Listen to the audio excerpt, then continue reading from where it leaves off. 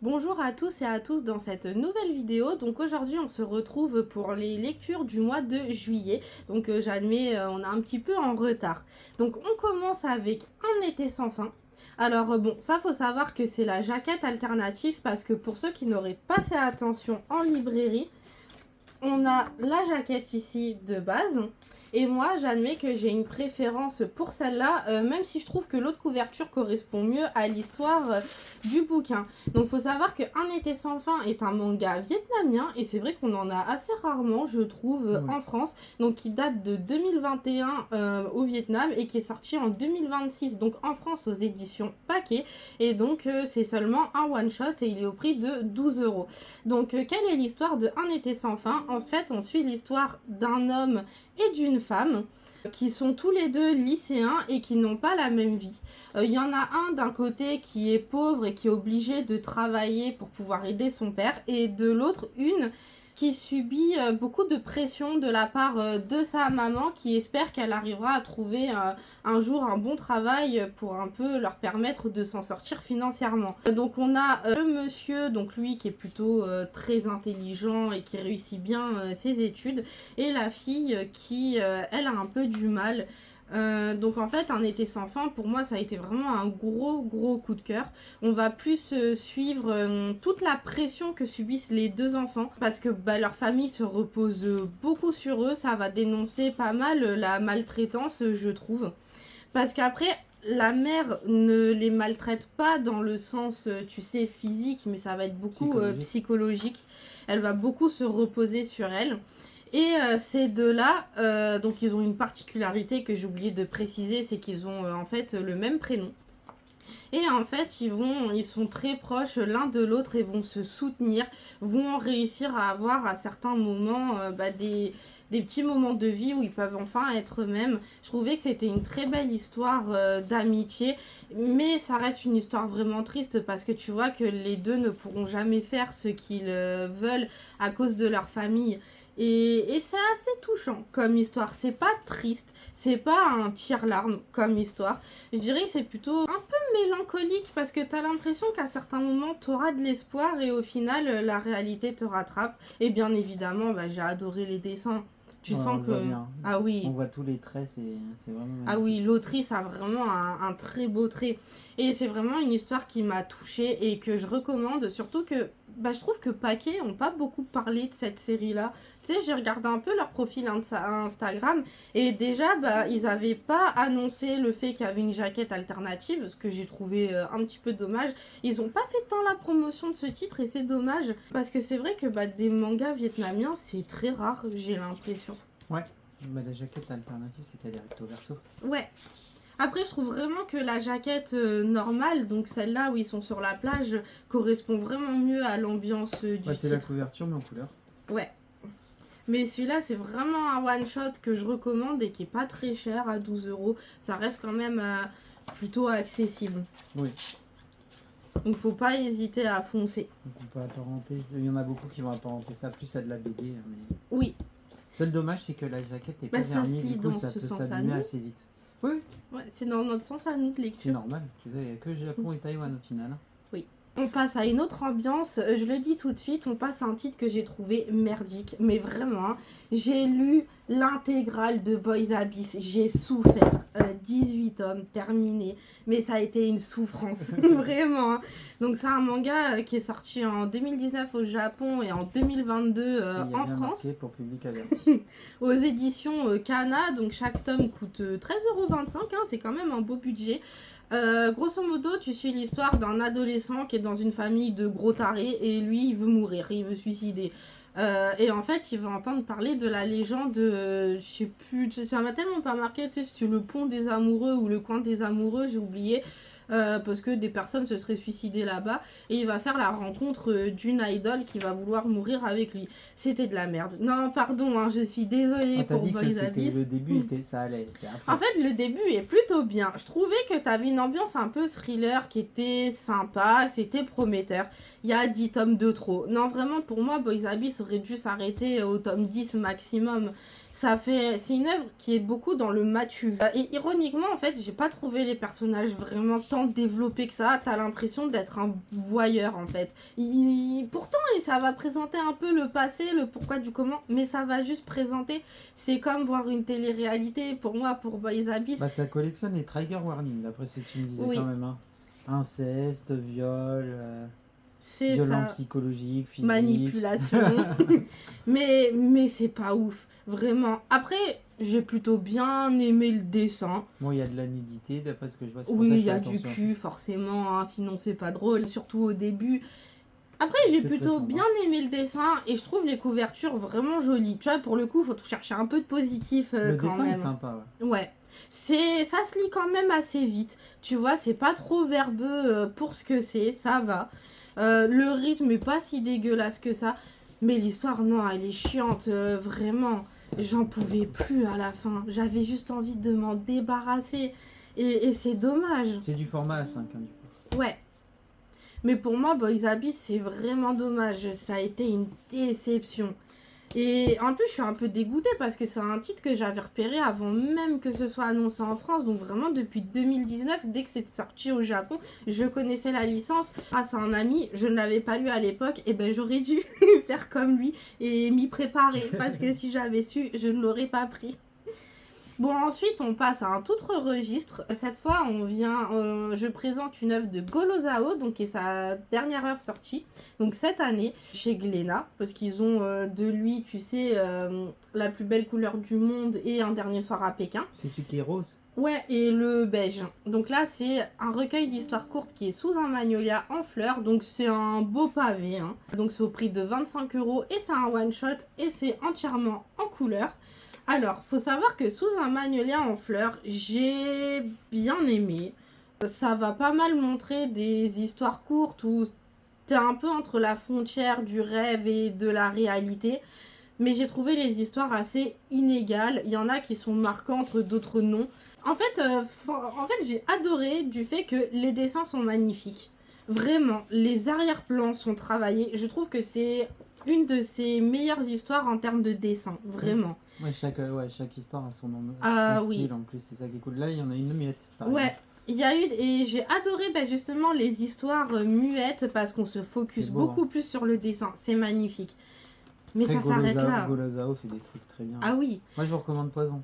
C'est une autre ambiance. C'est une autre ambiance, mais en plus, c'est tiré d'une histoire vraie. Du coup, on peut apprendre un petit peu sur la culture chinoise.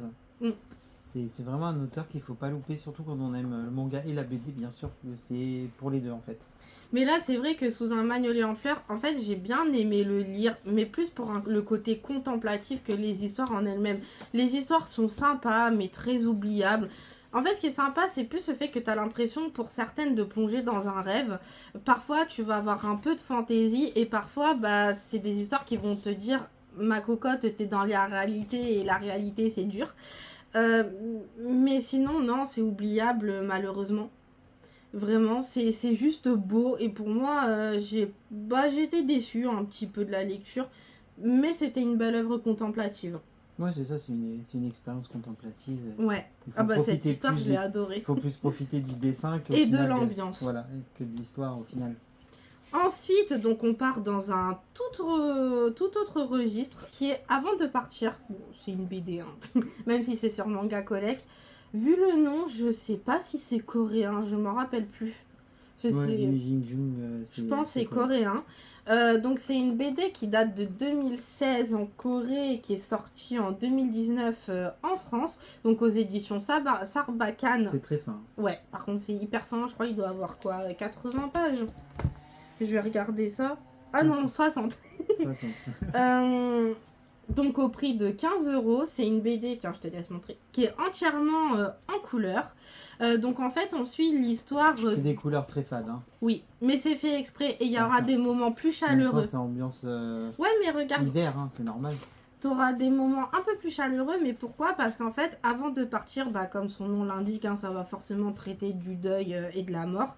Tu suis l'histoire d'un jeune homme qui vit dans une espèce de maison perdue au milieu de la forêt. et qui va recueillir chez lui des animaux. Et à chaque fois, il va demander aux animaux d'écrire une dernière volonté ou un message sur un papier. C'est une histoire qui est plutôt triste. La fin m'a plutôt touchée. Pourtant, c'est pas verbeux du tout, ça se lit très vite. C'est plus quelque chose pareil où on va contempler, on va aimer l'ambiance qui va paraître vraiment chaleureuse et c'est la fin qui te met une grosse claque. Mais sinon, ça reste chaleureux, tu vois, Oui, mais c'est tout le long. C'est ambiance poétique et dramatique, quoi. C'est ça. Et ça a été vraiment un coup de cœur parce que je m'attendais pas à ça, je m'attendais vraiment à une histoire plus dramatique, plus Je vais pas triste. montrer ça spoil, mais Ouais, c'est non, on triste. va éviter la fin.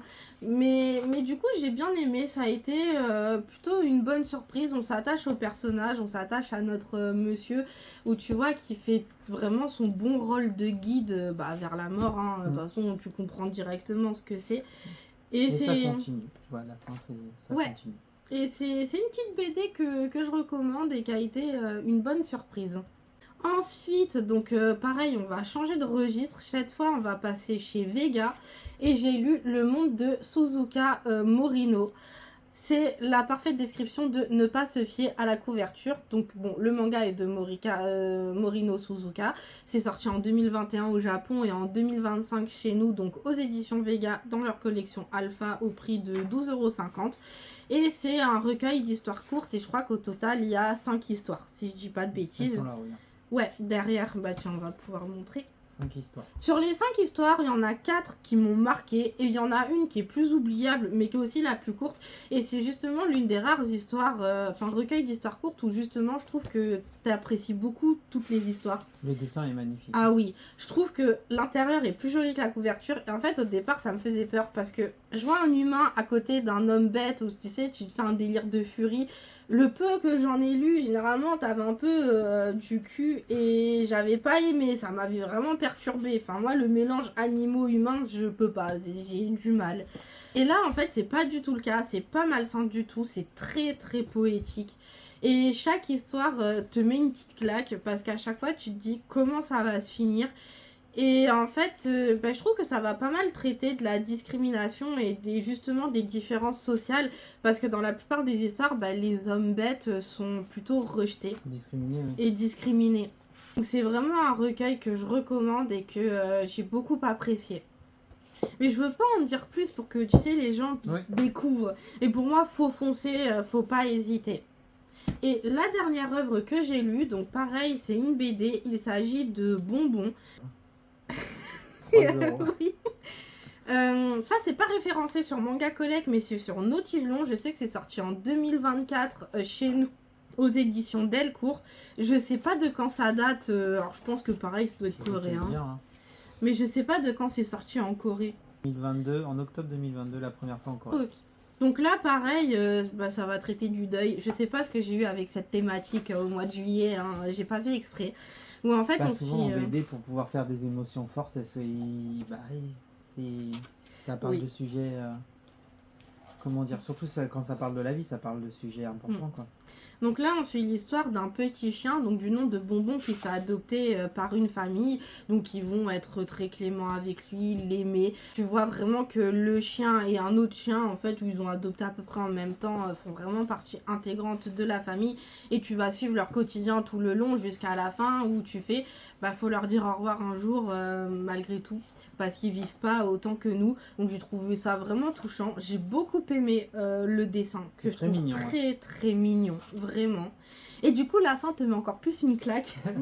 Parce que tu fais c'est mignon tout le long. Et t'arrives à la fin qui te plonge dans la réalité, qui te dit « Ah, mais faut pleurer quand même. » Ça contrebalance. C'est ça. Et pareil, alors j'ai trouvé le découpage au départ, quand tu feuillettes, tu fais il est bizarre, mais quand tu lis, c'est pas gênant. C'est marrant parce que ça fait bien construit. Moi je trouve ça joli, ça apporte un truc un peu. Ça a son charme. On pourrait se dire que c'est du webtoon qui a été coupé haute, mais non, ça se voit que c'est. Ça fait travailler. Voilà. Ça fait découpage réfléchi. Pas je l'ai mis un peu au hasard comme je pouvais à le faire rentrer dans une page. Ouais. Et j'ai vraiment bien aimé. Et pareil, c'est court, il doit avoir 80 pages max ou 70. Moi, c'est format BD. Et ça se lit assez vite aussi. Il y a 84 pages. Et ça se lit assez vite, mais pareil, c'est une BD que je recommande. Après, bon, comme j'ai chopé d'occasion, je sais pas si elle est encore dispo en œuvre. C'est pas vieux, hein, du coup, 2024. Ça, avec Delcourt, on sait jamais. Ouais, ça, c'est par contre, oui. Si, de toute façon, si c'était à 3 balles, c'est que ça se vend pas. Mais voilà, toutes mes lectures du mois de juillet, donc ça n'a pas été tant diversifié que ça, hein, beaucoup de deuil, de mort et de violence pour Boys Abyss hein, surtout. Donc il y a eu du très bon et Boys Abyss qui fait tâche de mon côté. Alors, un truc pas bien et un truc bien. Du coup, moi j'ai lu, moi je me réincarne en Slum parce qu'on regardait la série. Et du coup, j'ai rattrapé, tiens, je vais te le présenter pour une fois. J'ai rattrapé les 30 tomes et au final, c'est exactement là où la série elle en est. Le tome 30, c'est pour ceux qui suivraient la série animée, c'est là où ils récupèrent les démons majeurs, primordiaux, je sais plus Ouais, comment ça va, les couleurs quoi. Ça se lit très très vite. Donc, quand on est plongé dedans, je crois que je les enchaînais soit 5 ou 6 par jour. Et encore, je me retenais parce qu'on n'en avait pas emmené des masses. Mais il y a un très bon rythme. En fait, l'animé prend plus son temps que le manga. Du coup, si vous avez un des deux à lire pour gagner du temps, autant lire le manga comme d'habitude. Le dessin fait le taf, c'est pas exceptionnel. L'histoire, elle est très sympa, c'est pas exceptionnel non plus, mais on sent qu'il y a Elle est inégale sur certains points. Ouais, mais en manga, ça passe. On voit pas, peut-être parce que j'ai lu trop vite, je sais pas. Mais on sent que derrière, bah, ça va plus se jouer sur l'enjeu final, où ils en parlent depuis le début, où tous les 500 ans, il y a un cycle qui réinitialise les technologies sur la Terre avec une attaque d'ange, et je pense que ça va plutôt se jouer là-dessus, à terme. Et sinon, j'ai lu 12 tomes, parce qu'on a un trou, de Ragnar Crimson, c'est de la Dark Fantasy, c'est vraiment pas ouf. Ah, je crois que c'est à partir du 7e ou 8e tome que ça se lance enfin l'histoire. Je ne l'ai pas lu, j'ai pas vu l'animé. Par contre, le dessin est magnifique. Je vais essayer de montrer quand il y a des grosses attaques. Bien sûr, ce tome-là, ça va être pas ouf.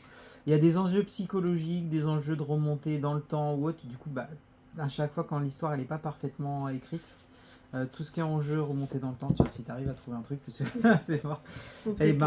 Et oui, il y a aussi des pages comme ça. Mais c'est du troll, hein. Tiens, regarde. Ah oui. On dirait les 100 petits amis. Oui, la page de troll. Mais du coup, quand il y a des enjeux de boucle temporelle, bah, ça part un peu dans tous les sens. Je sais même plus vraiment où ça en était. Je sais que le premier pays s'est fait anéantir et qu'après, ça allait partir sur les enjeux de divinité, de bien, de mal. Ça a l'air d'être vraiment un truc un peu anti-religieux. À voir où ça va mener. Je crois qu'il manque un ou deux tomes pour pouvoir lire presque jusqu'au 18. Je crois que du coup, bah, j'ai pas le 13. Après, on a le 14-15. Il manque le 16, un truc comme ça. Du coup, je continuerai à le lire, mais je ne vous le recommanderai pas en Dark Fantasy, il y a mieux. Du genre Goblin Slayer, il y a quoi d'autre qu'on a lu en Dark Fantasy? Claymore, moi que j'ai adoré. Rebuild the World, qui est sympa aussi. Ça, je mettais plus en SF. Ouais.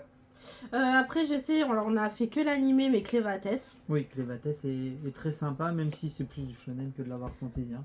Oui. C'est... Après, Ragnar Crimson, c'est lui qui a voulu la faire, hein, je me dédouane. Ouais, je crois que j'ai confondu avec un autre.